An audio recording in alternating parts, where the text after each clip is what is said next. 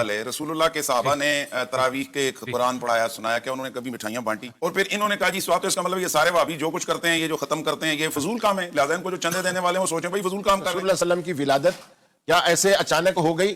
صحابہ کرام کو وہ دن معلوم تھا، اللہ کے رسول کو معلوم تھا، اللہ کے رسول نے پیر والے دن روزہ تو رکھ رہے ہیں لیکن لوگوں کو جمع کر کے دعوت نہیں کھلا رہے بلکہ بھوکے رہ رہے ہیں، روزہ رکھ رہے ہیں اس دن، اور وہ بھی 12 ربیع الاول کی تاریخ کو نہیں منا رہے ہیں۔ آپ کسی چیز میں ثواب ڈالیں گے اس کے لیے آپ محتاج ہیں دلیل کے، آپ دلیل دیں گے، اگر دلیل نہیں ہے، ہاں اگر جیسے میں نے چشمہ لگایا میں سمجھوں ثواب ہے تو مجھے دلیل دینی پڑے گی، میری ضرورت ہے نظر کا چشمہ ہے تو اب مجھے دلیل دینے کی ضرورت نہیں ہے، میں نے اسے دین سمجھ کے نہیں لگایا۔ اچھا یعنی ان کے یہاں آپ کا ہاتھ رکھا کریں، اس پہ بھی فتوے نہیں جو ہاتھ ہمارا ہلکا ہے اور ہمیشہ ہلکا ہی رہے۔ السلام علیکم۔ ٹی وی شو کے دوران قاری خلیل نے مفتی حنیف قریشی کو کہیں کا نہ چھوڑا۔ مفتی حنیف قریشی ایک دفعہ پھر ٹی وی چینل پر اپنی منجی ٹھکوا بیٹھا۔ سوال کرنے والے نے تو سوال ختم قرآن کی مٹھائی پر کیا، لیکن مفتی حنیف قریشی نے عجیب و غریب اشارے کرتے ہوئے اینکر سے وقت مانگا اور میلاد کا سوال اٹھا دیا کہ آپ نے ختم قرآن کے بارے میں تو کہہ دیا، اس کے لیے مٹھائی بانٹ سکتے ہیں، اللہ کے نبی صلی اللہ تعالی علیہ وسلم کی آمد پر ہم حلوے پکائیں اور مٹھائیاں بانٹیں تو تمہیں کیا تکلیف ہوتی ہے؟ مفتی حنیف قریشی نے جب یہ سوال کیا تو قاری خلیل الرحمن جاوید نے ایسا سوال اٹھایا کہ مفتی حنیف قریشی آئیں بائیں شائیں کرتا رہا لیکن اس کا جواب نہ دے پایا۔ آپ یہ ویڈیو دیکھ لیں۔ البتہ یہ ریاکاری کا پہلو، حافظ کا نام، حافظ کے ابا کا نام، پھر نانا کا نام، پھر اس کے بھائیوں کا نام، پوری فیملی کے نام ہوتے ہیں، پھر اوپر لکھا ہوتا ہے برائے سال ثواب، اور پھر وہ مٹھائی، وہ ایک ریاکاری کا ایک پہلو ہوتا ہے۔ وہ اگر نہیں ہے، اگر آپ اس حوصلہ افزائی کے طور پر کہ آپ کا بچہ بھی پہلی مرتبہ قرآن پڑھ رہا ہے، دوسری مرتبہ اس نے قرآن ختم کیا ہے، اور آپ یہ سوچ کر کے چلو مجھے بڑی خوشی ہوئی ہے میرا بیٹا حافظ ہوا ہے اور اس نے مصلی بھی سنا ہے اور آپ نے نمازیوں کو کچھ کھلا دیا ہے، تو اس میں کوئی حل مٹھائی کھانے میں کوئی مسئلہ نہیں ہے۔ تو یہی ماشاءاللہ قاری صاحب نے آج بہت زبردست اصول پیش فرما دیا کہ اگر ایک نعمت اس کو میسر آئی ہے، قرآن اس کو اللہ تعالیٰ نے دولت دی ہے، بچے کو دی ہے، تو اس پر اللہ کا شکر ادا کرنے کے لیے وہ اگر کسی کو مٹھائی کھلاتا ہے، حلوہ کھلاتا ہے یا اس کو چاول کھلاتا ہے تو اچھی بات ہے۔ اور یہی تو ہم کہتے ہیں کہ کائنات کی ساری نعمتوں سے بڑی نعمت ذات پیغمبر ہے، رسول اللہ کی ذات ہے، اللہ نے وہ نعمت ہمیں عطا فرمائی ہے، ہم اس کی خوشی کے اظہار کے لیے بھی حلوے پکاتے ہیں، مٹھائیاں کھلاتے ہیں۔ تو ادھر بھی یہ نا فتویٰ یہی، اس کالر نے یہ کہا ہے کہ ذرا ہلکا ہاتھ رکھا کریں، اس پہ بھی فتوے نہیں جو نا۔ ہاتھ ہمارا ہلکا ہے اور ہمیشہ ہلکا ہی رہا ہے۔ دیکھیے جو بات آپ کر رہے ہیں وہاں ایک تو ثواب کا عنصر شامل ہے، پہلی بات، اور اس کو دین سمجھ کے کیا جا رہا ہے۔ جب بھی آپ کسی چیز میں ثواب ڈالیں گے اس کے لیے آپ محتاج ہیں دلیل کے، آپ دلیل دیں گے، اگر دلیل نہیں ہے، ہاں اگر جیسے میں نے چشمہ لگایا میں سمجھوں ثواب ہے تو مجھے دلیل دینی پڑے گی، میری ضرورت ہے نظر کا چشمہ ہے تو اب مجھے دلیل دینے کی ضرورت نہیں ہے، میں نے اسے دین سمجھ کے نہیں لگایا۔ اچھا یعنی ان کے یہاں اب رسول اللہ صلی اللہ علیہ وسلم کی جو ولادت والی بات ہے، ہم یہ کہہ رہے ہیں کہ رسول اللہ صلی اللہ علیہ وسلم کی ولادت کیا ایسے اچانک ہو گئی؟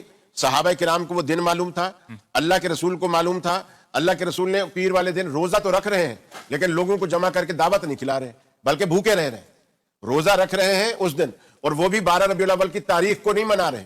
دن جو مہینے میں کئی دفعہ آتا ہے، کم از کم 4 دفعہ یا 5 دفعہ آتا ہے، اس دن کو آپ روزہ رکھ رہے ہیں اور فرما رہے ہیں کہ میں اس دن روزہ اس لیے رکھ رہا ہوں یوم ولیدت فیہ۔ تو ہم کہتے ہیں نبی کریم نے اس کے طریقہ بتا دیا کہ یہاں شکر کیسے کرنا ہے۔ اللہ کے رسول نے روزہ رکھ کر شکر کیا، ابو بکر صدیق نے کبھی مٹھائی آپ کی ولادت پہ بانٹی، علی المرتضیٰ نے مٹھائی آپ کی ولادت پہ بانٹی، عمر فاروق عثمان غنی نے بانٹی۔ یہیں پہ اسی پہ اعتراض کرتے ہوئے ہمارا بھی یہ سوال ہے، رسول اللہ کے صحابہ نے تراویح کے قرآن پڑھایا، سنایا کہ انہوں نے کبھی مٹھائیاں بانٹی؟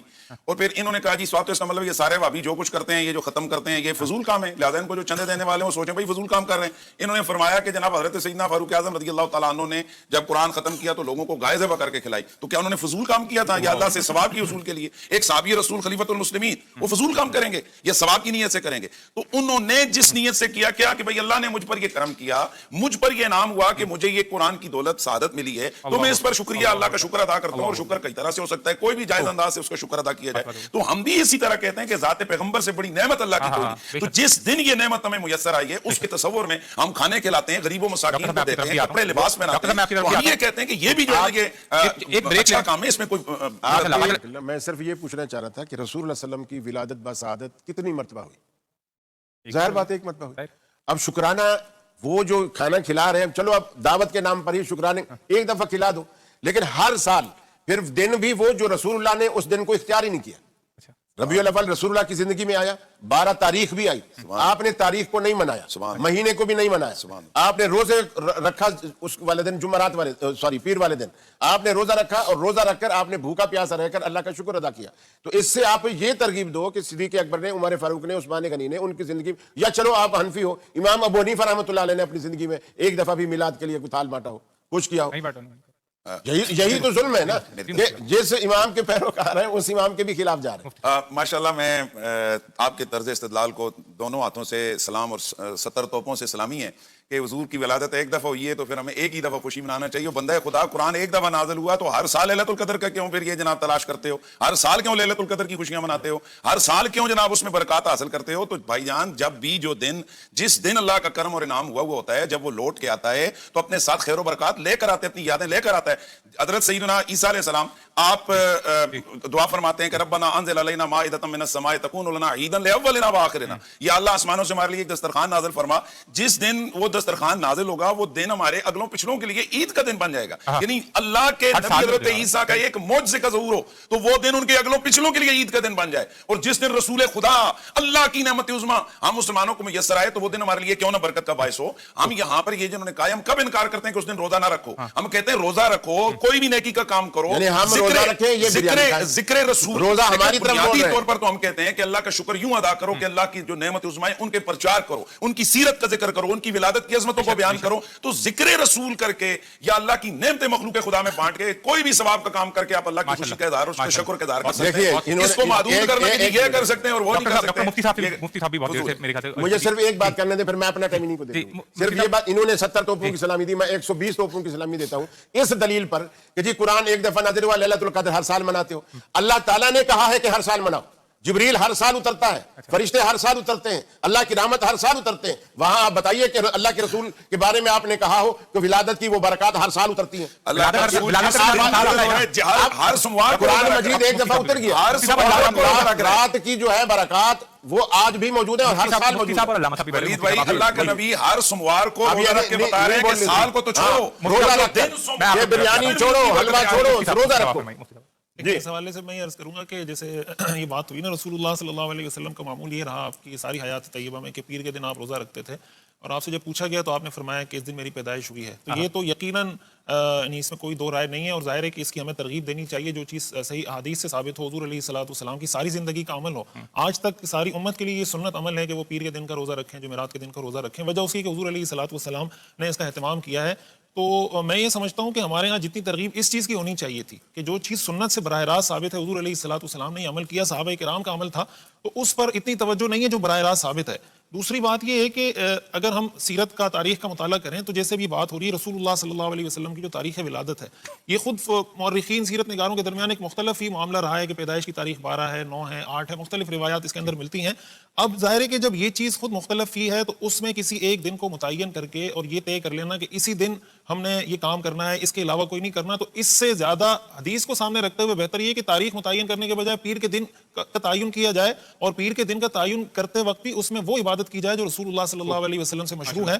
तो जाहिर है कि जितना हम सुन्नत के करीब रहेंगे, बाकी जाहिर है कि ये इसमें किसको कोई शक शुबे की, मतलब कौन दुनिया में, मैं तो समझता हूँ कोई काफिर भी ऐसा नहीं होगा जो ये कहे कि हमें रसूलुल्लाह के आने की दुनिया में खुशी नहीं है। मुसलमानों के लिए तो सब कुछ मावा मल जा, हुज़ूर अलैहिस्सलाम की जात है, लेकिन कोशिश हमें ये करनी चाहिए कि जो काम सुन्नत के करीब हो, हदीस से साबित हो, उस पर अमल करना।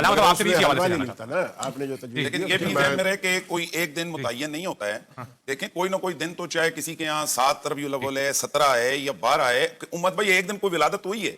हमारे यहाँ कोई एक दिन मुकर्रर नहीं, हमारे यहाँ तो सारा साल मिलाद होते हैं। उस तस्वुर में पूरी गुफ्तगू आपने सुन ली है। मुझे जो सबसे ज्यादा पसंद आने वाली बात है वो ये है कि कारी खलील रहमान ने कहा, जब कोई काम सवाब की नीयत से किया जाता है और उसे दीन समझकर किया जाता है तो दीन के लिए फिर दलील की जरूरत होती है, जो कि तुम्हारे पास मौजूद नहीं है कि अल्लाह के नबी सल्लल्लाहु तआला अलैहि वसल्लम का मीलाद कब हुआ, तारीखी मुतय्यन नहीं है। दूसरी जो बात कारी खलील रहमान ने कही कि मैंने ऐनक पहनी हुई है लेकिन मैंने इसे दीन समझकर नहीं डाला बल्कि मैंने इसे अपनी जरूरत समझकर डाला है, तो इसके लिए दलील की कोई जरूरत नहीं है। इस बात का जवाब मुफ्ती हनीफ कुरैशी ना दे सका, लेकिन मुफ्ती हनीफ कुरैशी के पास एक भी दलील मौजूद नहीं थी जो ये जश्न ईद मिलादुन नबी पर یا یہ جو میلاد منایا جاتا ہے اس پر پیش کرتا، اور جب دلیل نہ ہو تو بندہ ٹی وی شو پر بیٹھ کر بھی بے عزت ہو جاتا ہے۔ ایسے لاکھوں لوگوں میں یہ بے عزت ہو گیا۔ اللہ تعالیٰ نے عزت قرآن و حدیث میں رکھی ہے، نہ کہ خرافات میں اور لغویات میں رکھی ہے اور بدعات میں رکھی ہے، اور یہ لوگ ہیں سنت کے مقابلے میں بدعات ایجاد کر کے ان لوگوں نے سنتوں کا نقشہ بگاڑ کر رکھ دیا ہے۔ جب آپ بدعات کو فروغ دیں گے، سنت کو مٹانے کی کوشش کریں گے، تو پھر تمہاری ایسے ہی بے عزتی ہوگی۔ ہمیشہ عزت اسی کی ہوتی ہے جس کے پاس قرآن و حدیث کے دلائل موجود ہوتے ہیں۔ امید کرتا ہوں آج کی ویڈیو آپ کو اچھی لگی ہوگی۔ اگر اچھی لگی ہے ویڈیو کو لائک کریں، شیئر کریں، چینل کو سبسکرائب کریں۔ ملتے ہیں ایک نئی ویڈیو کے ساتھ، تب تک کے لیے اللہ حافظ۔